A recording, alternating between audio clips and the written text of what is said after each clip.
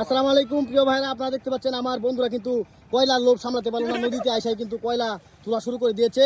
কারণ গারো মামারা কিন্তু সবাই এখানে দেখে কয়লা তুলতেছে, তো আমার বন্ধুরাও কিন্তু কয়লা তুলতেছে। কয়লার লোভ কিন্তু তাদের মাথা থেকে কোনোভাবে যাচ্ছে না, তারা নাকি এখান থেকে কয়লা তুলবে, কয়লা তুলে এখানে শিবগঞ্জ বাজারে নিয়ে বিক্রি করবে।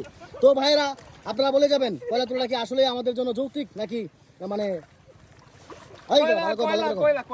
বেশি করে কয়লা তুল, বেশি করে কয়লা তুল, কয়লা তুল, কয়লা তুল।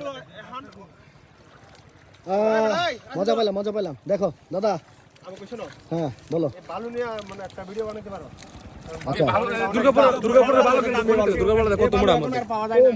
অসাধারণ বালু, অসাধারণ বালু। ওফ জোস জোস। আয়ম ভবানীপুর এ তো বালু না, এত একবারে স্বর্ণ স্বর্ণ স্বর্ণের দামে বালু বিক্রি হইব। Hey I am Bhowanipur. এটাই বাস্তব।